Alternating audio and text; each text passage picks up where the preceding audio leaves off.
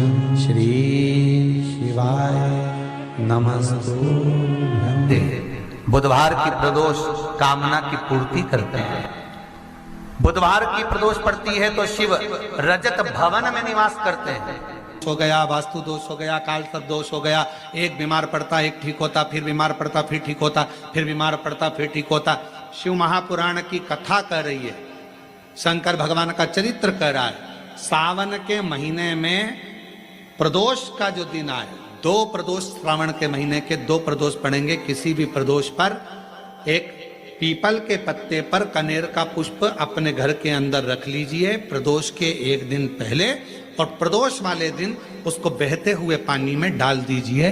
जिंदगी में जो तुम्हारे यहाँ तकलीफ चल रही है, एक उठ रहा है, एक बैठ रहा है, एक बीमार पड़ रहा है, एक ठीक हो रहा है, फिर बीमार पड़ रहा है, फिर ठीक हो रहा है, ये ठीक हुआ, फिर इसको हो गया, फिर इसको कुछ हो गया, फिर किसी को कुछ हो गया, अर्थात शिव का नाम लेकर। और फिर ही ध्यान देना, इस क्रम को करने के लिए आपको तुम रुकेश्वर महादेव का नाम लेना। प्रदोष के दिन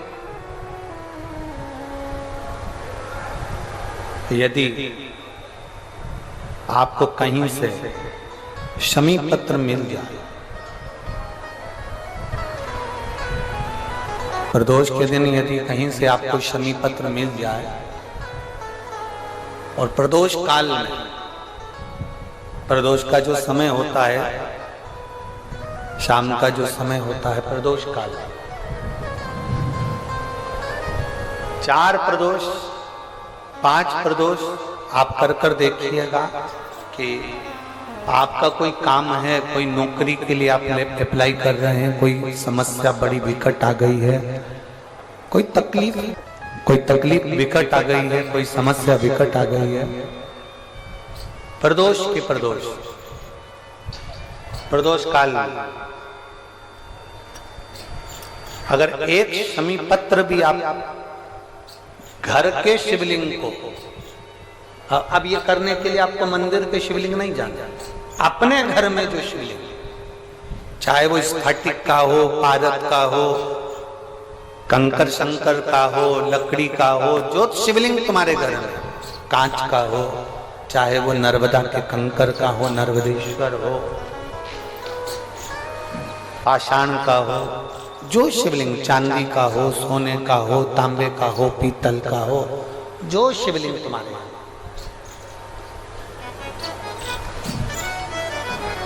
एक शमी पत्र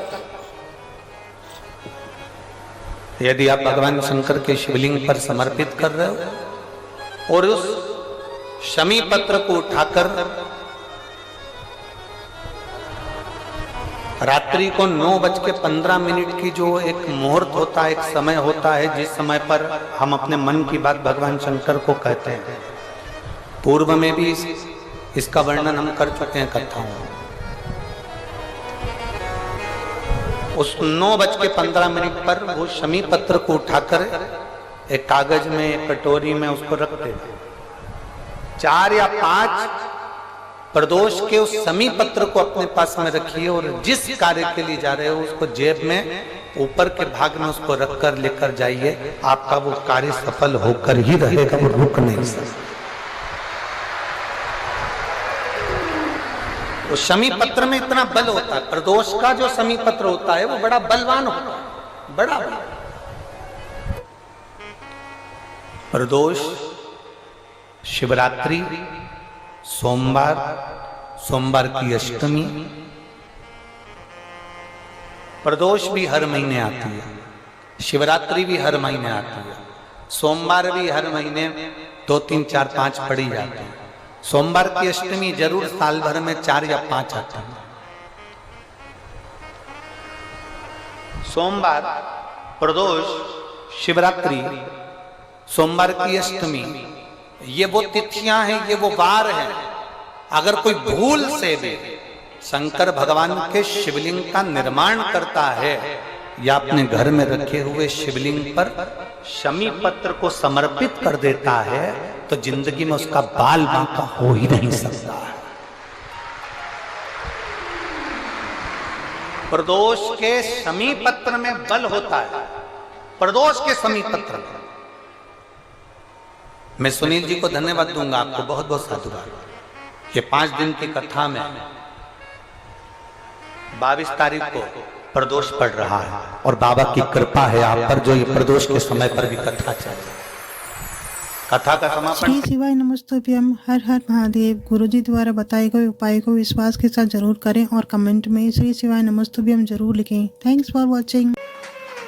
और कितना सुंदर कहा है, मंदिर बनाया तो अपने लिए नहीं, सर्व जगत के लिए बनाया। सारंग ऋषि ने अगर मांगा भगवान शिव से, सर्व जगत के हित के लिए मांगा, सर्व जगत हित। और आज भी नियम है, काशी में अगर कोई कावड़ चढ़ाने के लिए जाता है, काशी में कोई दर्शन करने विश्वनाथ जी के जाता है, तो सारनाथ महाराज के दर्शन, सारनाथ महादेव के दर्शन जरूर करता है।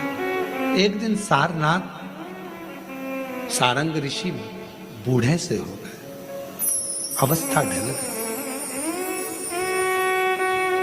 अवस्था ढल गई। कौन आए सेवा करने?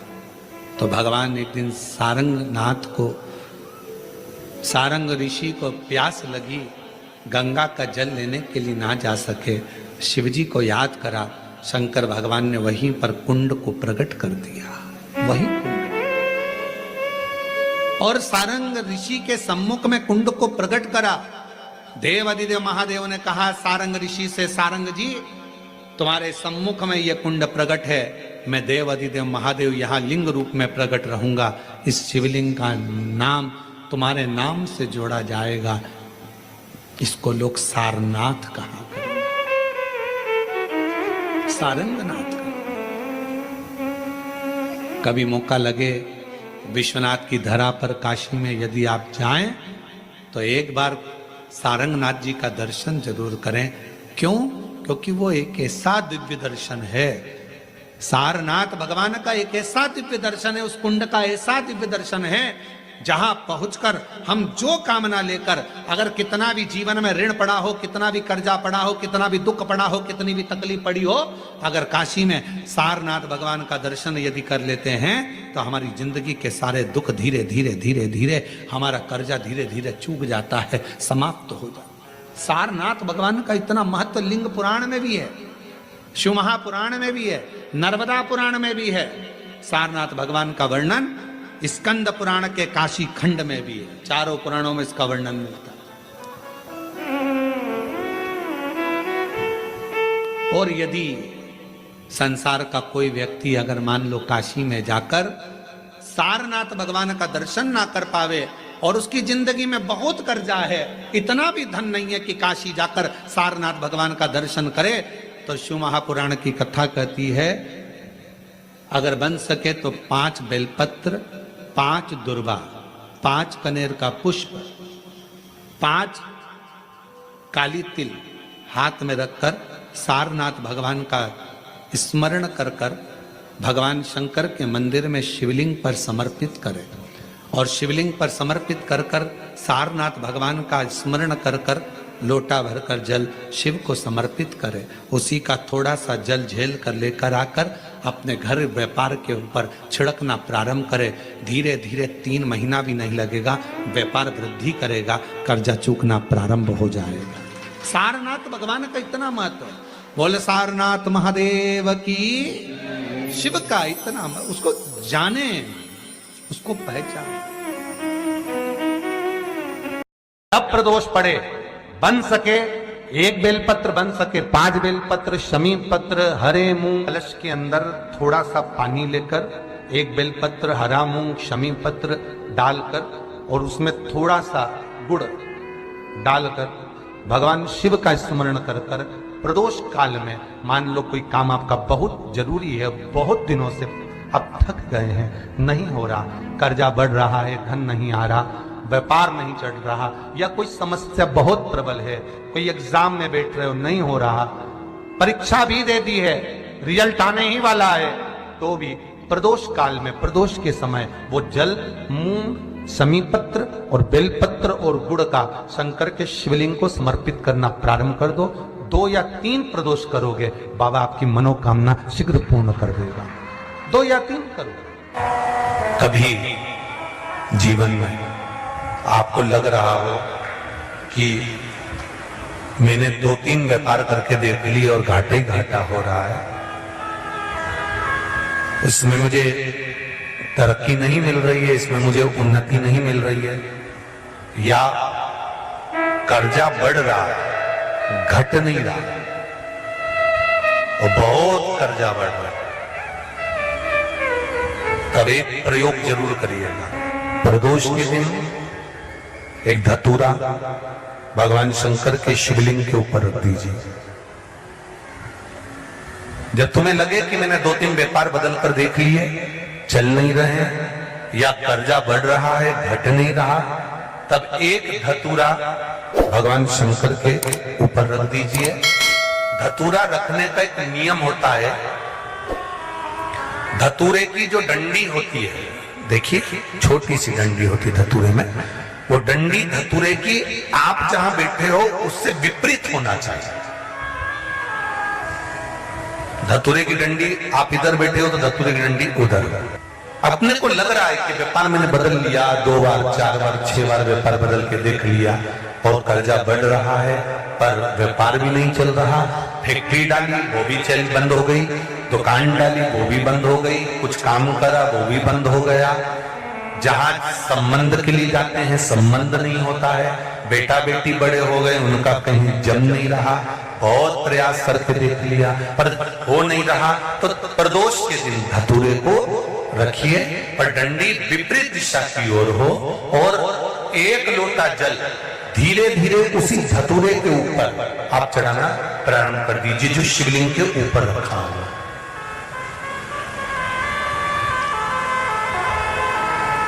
महाराज हाटकेश्वर महादेव का नाम लेकर, कौन से महादेव? जम के बोलो जरा।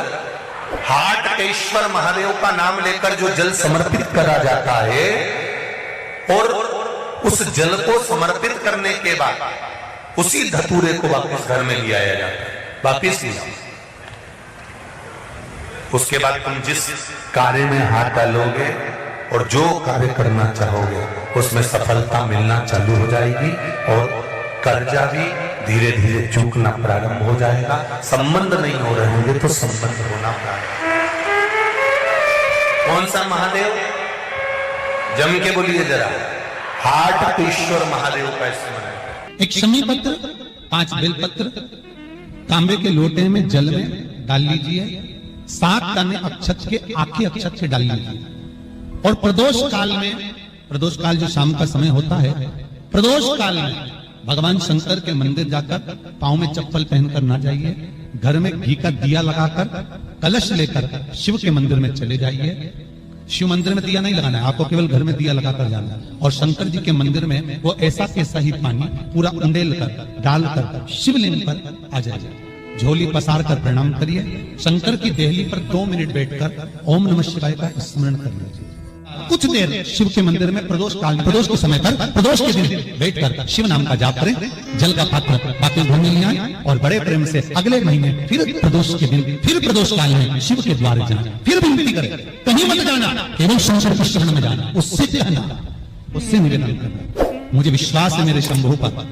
स्कंद पुराण कहती है, शिव महापुराण कहती है, अगर आपने 2 या 3 या 4 प्रदोष ही कर लिए तो मेरा महाकाल बाबा आपकी झोली पर भर ही देगा। खुशी 2, 3, 4 10 बहुत। जब आपको लग रहा है कि मेरे बेटा बेटी, मेरे बेटा बहू या मेरे परिवार का सदस्य ठीक राह पर नहीं जा रहा, सही जगह पर नहीं जा रहा, तो पीपल के वृक्ष के नीचे, जिस पीपल के वृक्ष के नीचे कोई देवता का मंदिर ना हो या कोई स्थान ना हो या कोई मूर्त ना हो, आपको लग रहा है कि मेरे बच्चे भटक गए, मेरे बच्चों ने मार्ग भटक गए और सही मार्ग पर नहीं जा रहा, तब आप पीपल के वृक्ष के नीचे भगवान पिपलेश्वर महादेव के नाम से कौन से महादेव? जम के बोलो जरा। पिपलेश्वर महादेव के नाम से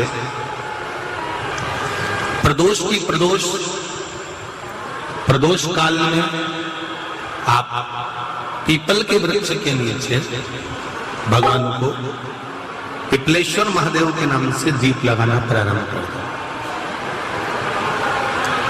और एक बात का स्मरण रहे आपको,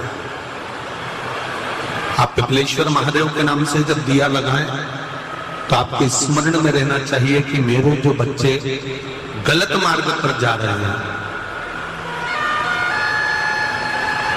मेरे जो बच्चे परिवार के लोग गलत पथ पर जा रहे हैं, वो उनका मार्ग, हे पिपलेश्वर महादेव आप उनका मार्ग सुलभ करें और उसको सतमार्ग की ओर लेकर, हमारे बच्चे गलत मार्ग की ओर चले गए हैं, उनका मार्ग सुधार दीजिए, मार्ग सवार दीजिए। हमारे यहाँ बहुत सुंदर कहा है शिव महापुराण में, प्रदोष व्रत कथा के अंतर्गत प्रदोष काल में किया गया पुण्य, दान, सत्कर्म, भजन, एक लोटा पानी का भी 7 भाग हमारे भाग्य में है।